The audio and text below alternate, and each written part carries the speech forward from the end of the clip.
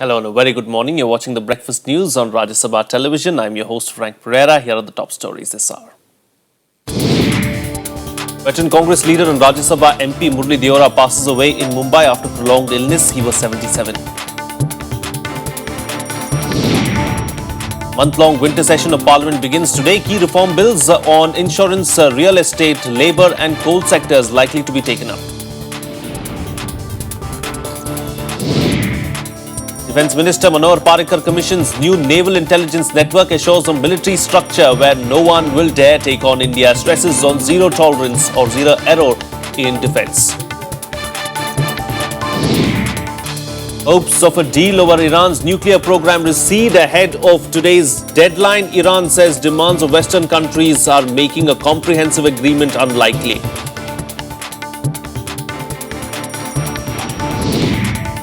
And Magnus Carlsen crowned world chess champion after he defeated India's Vishwanathan Anand in the title clash at Sochi.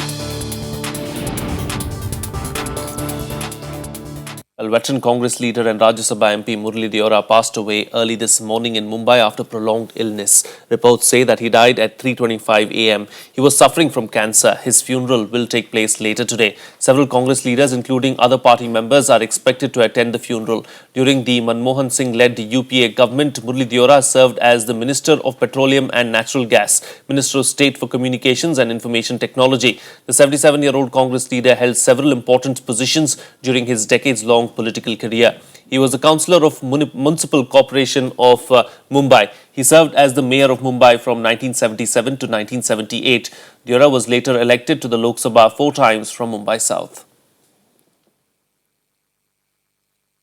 Moving on now, the winter session of Parliament is set to begin today. The last Parliament session of the year promises to be another heated affair between the government and the opposition.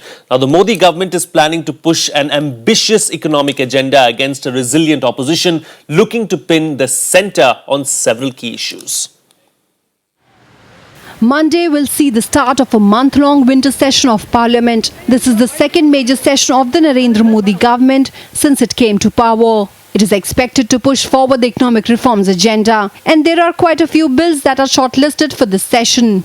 It includes the government's intention to replace 2 ordinances, the Coal Mines Special Provisions Ordinance 2014 and the Textile Undertakings Nationalization Laws Amendment and Validation Ordinance with bills. It will also push for the long overdue Insurance Laws Amendment Bill as well as the Constitution 119th Amendment Bill 2013 to ratify the India-Bangladesh Land Agreement of 1974. Apart from these, the Goods and Services Tax Bill and amendments to the Land Acquisition Act are also likely to come up in this session. The government have given a list of bills which we want to take up in this session of Parliament, and I hope that they will all cooperate and make the coming session of Parliament also as an effective instrument in meeting the aspirations of the people. Naidu convened an all-party meeting on Sunday to outline government's roadmap in this session. But it was clear that opposition will be trying to pin down the Modi government on several issues. Amid a war of words over Sharda chit fund scam probe, Trinamool Congress skipped the meeting, giving a hint of what the party's attitude will be in this session. This will also be the first session after the erstwhile Janata Parivar came together on a common platform and announced plans to have a joint strategy in both houses of parliament. जो bills अभी भी pending है, वो खासकर women's reservation bill और atrocities on SC/STs prevention का एक bill था जिसको हम ऑर्डिनेंस के रूप में लाए थे, तो हम ये चाहते हैं कि उसको तत्काल सदन में लाके उसको पास करवाना चाहिए। कांग्रेस पार्टी को सेलेक्ट कमेटी में और जो फाइनल आजकल चलने वाली है मीटिंग में जो पॉइंट टू पॉइंट डिस्कशन होने वाला विच इन द लास्ट स्टेज, उसको जेडीयू, सीपीएम, टीएमसी, बीएसपी और एसपी का जो स्टैंड है, the opposition of the FDI 49% in the insurance, इसका समर्थन करना चाहिए। The primary issue which we'll be raising both in Lok Sabha and Rajya Sabha is the issue of black money. My colleagues in the Lok Sabha will speak, and we will speak in the Rajya Sabha, and we want all parties to come together on this issue of black money. That is the first thing which needs to be discussed in Parliament. However, irrespective of their differences in Maharashtra, Shiv Sena is likely to back BJP in the parliament. जो भी सरकार का agenda है, हम सरकार का हमारा जो समर्थन रहा है दोनों सदनों में वो जारी रहेगा. The government will also introduce a bill in the lower house to include leader of the single largest opposition party to be a member of the selection panel that chooses the CBI chief. The amendment bill comes days before present CBI chief Ranjit Sinha demits office on December 2nd. With inputs from Ravindra Sharon, Bureau Report, Rajya Sabha TV. Moving on now, there are some large-scale modernization plans for the defence sector. Defence Minister Manohar Parrikar commissioned a new naval intelligence network on Sunday. He inaugurated the Information Management and Analysis Centre of the Indian Navy in Gurgaon. IMAC was formulated after the 26/11 Mumbai attacks brought out gaps in maritime security. Speaking on the occasion, Parrikar said India does not believe in an aggressive posture but will build a position where people should not dare see eye to eye with it. He also stressed on completely wiping out error in defence-related issues. Congratulate the Indian Navy for this bold initiative, which is probably a reply from this great nation to the incident of 26/11. I hope with this nothing goes to zero, but the probability of such an event happening practically reduces to very. On Saturday, Parrikar had taken the first step to end the post-Bofors freeze on acquisition of much-needed artillery guns for the army. The Defence Acquisition Council, or DAC, cleared a proposal to procure 814 mounted gun systems for the artillery arm. The green signal from Parrikar in this very first meeting of the DAC is crucial given that the artillery arm of the army is in dire need of gun systems of different kinds. Joining me for a chat this morning is defence and strategic expert RSN Singh. Very good morning, RSN. Thank you for joining me on the program. You know, the new defence minister seems to have gone straight to work the moment he has taken over the portfolio. Now, we've seen, he's announced several large-scale modernisation plans as far as the defence sector is concerned. Yes, this, decision to go in for, buy and make in India. It's a major departure from the earlier practice, where we used to produce items under license. So you were aware that 814 guns are to be procured, out of which 100 will be off the shelf, and rest will be made in India. Now this will provide you not only it will get you technology transfer, it will also provide you technological base. Yes, there will be time delays. If you buy off the shelf, your requirements are fulfilled immediately. Yes. But then you have to weigh your options, vis-a-vis your operational imperatives. But this delay, I would say, would adequately be offset by the technological base that you finally create. So that is very important, and it's also I would say it's a test case for this Make in India, as far as arms manufacturing is concerned, and it is also an opportunity for various private parties, to show their skill, yes, their capability, their reach, in coming up to the expectations of the government. Now you have this 49% FDI. So it is it's to be seen how they pick up this gauntlet.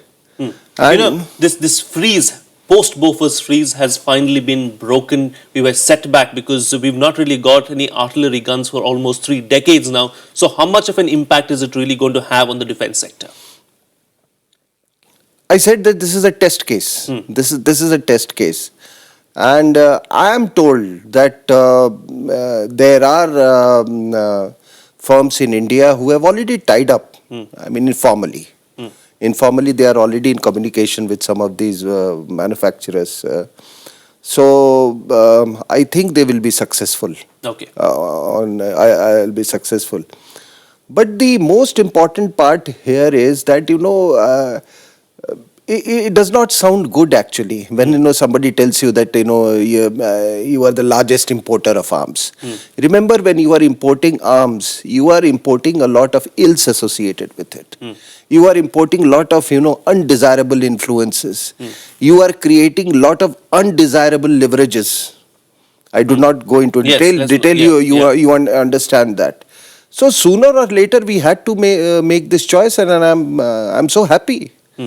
I'm so happy. And let me tell you, when you make such a substantial departure in your arms procurement philosophy, it will not only be confined to defense, it has got many other spin-offs. Yes. Yes. In other sectors as well. Let's move on to something that the new defense minister, in fact, came out and said. He said zero tolerance in defense. Now, this is something that is extremely crucial because defense is one of the most important sectors, isn't it?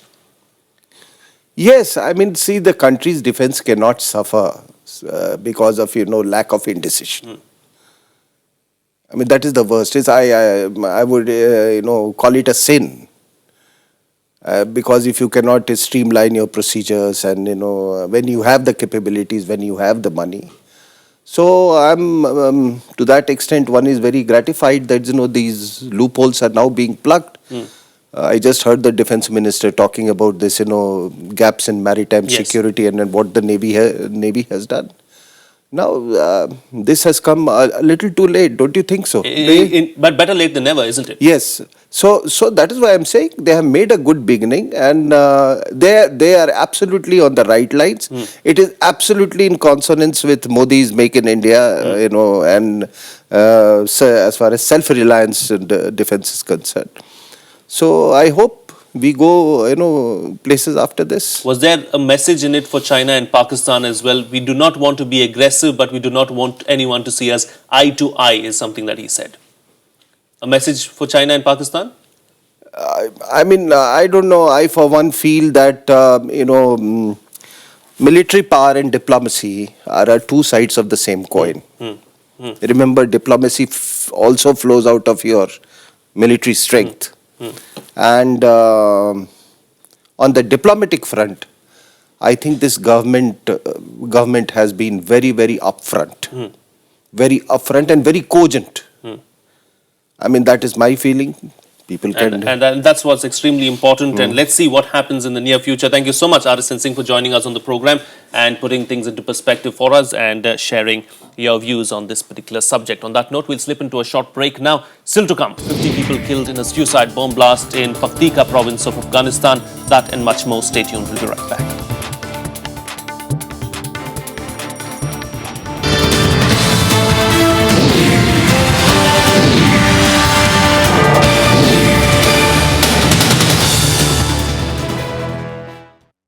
Welcome back. You're watching Rajya Sabha television. Well, Prime Minister Narendra Modi starts a 3-day trip to Kathmandu tomorrow to take part in the 18th SAARC summit that will take place on the 26th and the 27th of November. He will also use this occasion for bilateral meetings between India and Nepal and other SAARC heads of states.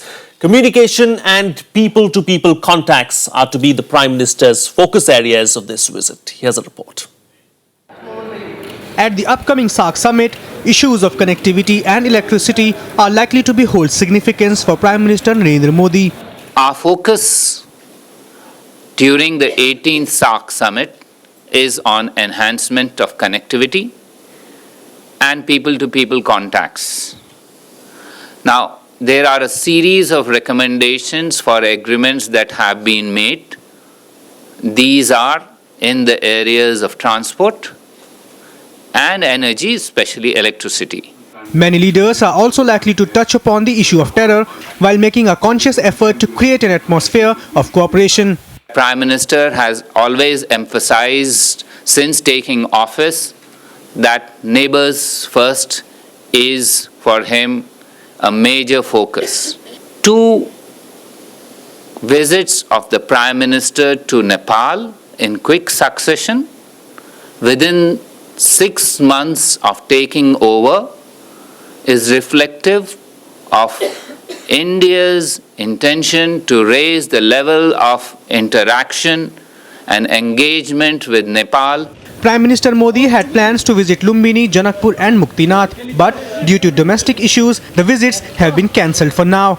But some agreements on road transport are likely to be taken up during the visit. Discussions have been going on increasing both rail and road connectivity, and I'm sure we will come to very successful conclusion of some of these areas of engagement.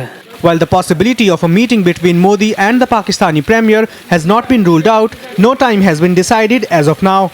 Prime Minister Modi is expected to stress on SAARC as a cooperative conglomeration among close neighbours. But the government is equally clear that more pragmatic concerns will guide the relationships. Akhilesh Suman's report for Rajya Sabha TV. Moving on, now campaigning ended yesterday for the first phase of assembly polls in Jammu and Kashmir and Jharkhand. The two states will witness the first of 5-phased voting on Tuesday. 28 assembly seats in Jammu and Kashmir and Jharkhand will be at stake in the first phase. Close to 300 candidates will be in the fray in both states. Congress President Sonia Gandhi was the biggest name on the campaign trail on the last day. She was in Jharkhand addressing rallies in poll-bound Gumla and Daltonganj constituencies. In Kashmir, former Speaker and National Conference candidate Mirza Abdul Rashid also held a series of rallies on Sunday. Well, let's now take a look at some news-making events lined up for the day today in our special segment, The Day Ahead. BJP President Amit Shah will address a series of rallies in poll-bound Jharkhand today. He will address voters at Seraikela in Seraikela Kharswan district, after which he will raise the poll pitch at Baharagora in East Singhbum district. He is also scheduled to address 2 rallies in Ranchi districts in the second half of the day. Polling in these districts will take place in the second and third phases. A 3-day international conference titled From Exclusion to Empowerment and the Role of Information and Communication Technologies for Persons with Disabilities begins in New Delhi today. It's being organized by the UNESCO with the Government of India. Its major objective is to promote the human rights and fundamental freedoms of persons with disabilities. HRD Minister Smriti Irani will be the guest of honor at the opening ceremony. The Supreme Court will take up the next round of hearing in the IPL spot fixing scam today. BCCI Chief N. Srinivasan, his son-in-law Gurunath Mayappan, IPL COO Sundar Raman and Rajasthan Royals co-owner Raj Kundra are to appear in the court today after they were named in the Mudgal Committee report. Though the committee cleared Srinivasan, whether or not he can contest the BCCI elections will be decided by the court today. The fate of the other 3 will also be known after the Supreme Court order. The Delhi High Court will resume hearing in the plea challenging the provisions of the Lokpal Act, under which it is mandatory for public servants to disclose assets of their spouses and children. The plea has been filed claiming they violate fundamental rights. Hearing will take place today in the 2002 hit-and-run case involving actor Salman Khan. A Mumbai court will resume hearing in the 14-year-old case.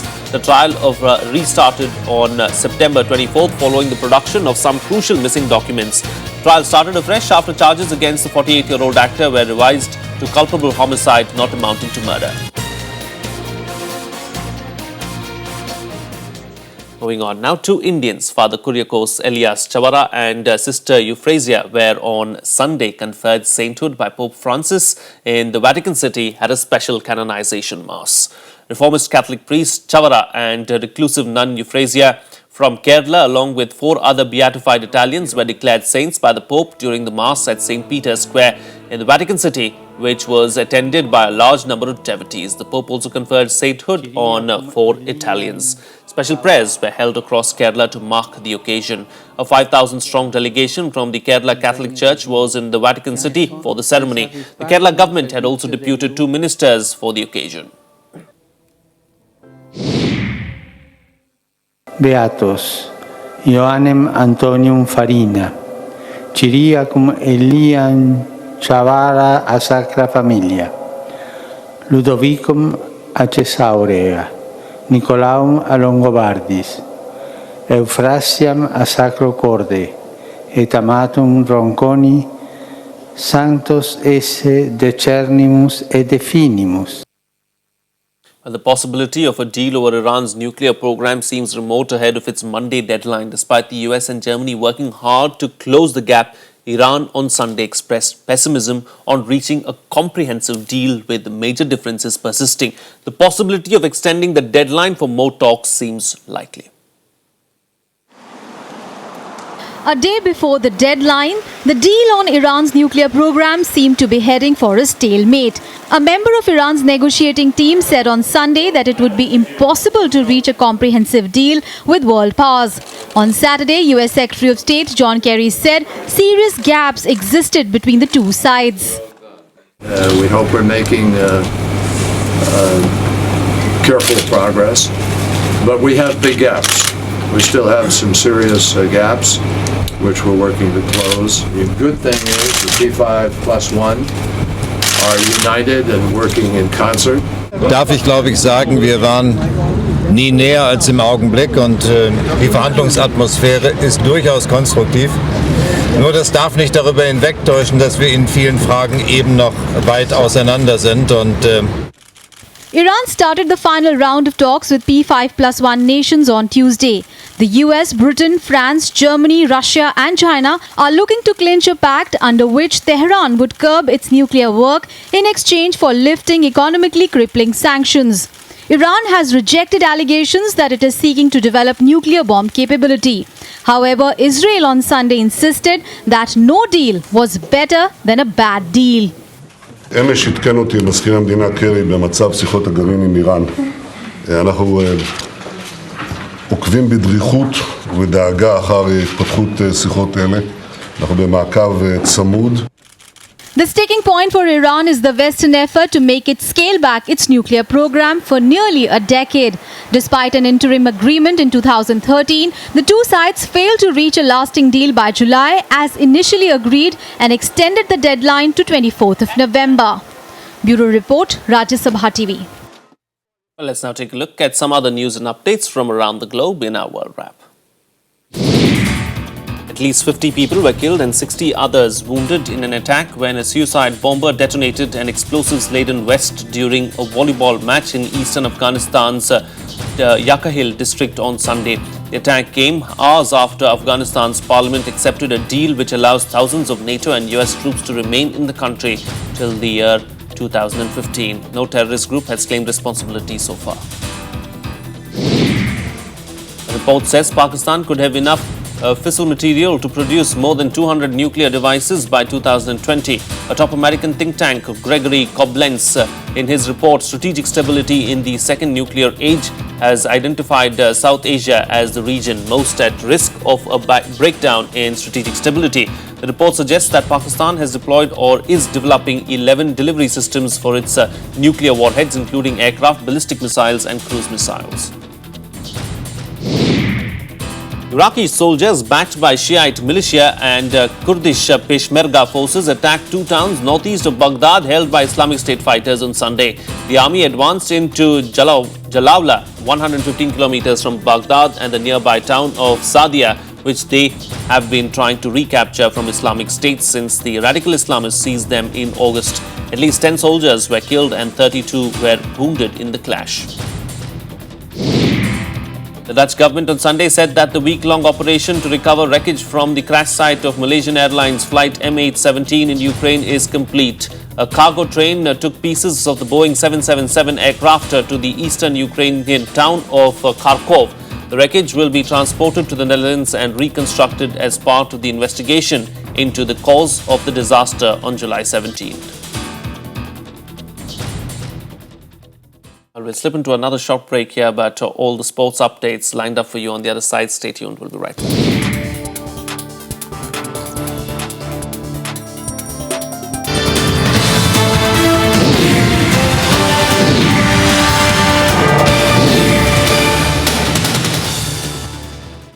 Welcome back. You're watching Rajya Sabha Television. Well, Magnus Carlsen has been crowned the world chess champion yet again. He beat Indian chess master Vishwanathan Anand in the 11th game of their title match at Sochi on Sunday, winning the championship for the second year in a row. The reigning world champion called Anand's bluff on move 24 and wrapped up the 12th game in 45 moves. In the competition that started on the 8th of November, Anand was dethroned by Carlsen in 2 of 11 games of the competition, with the others ending in draws. The victory, secured with a difference of just 2 points, will mean US $1.2 million in prize money for Carlsen just a week before his 24th birthday. Anand had held the crown from 2007 to 2012. He's now lost twice in a row.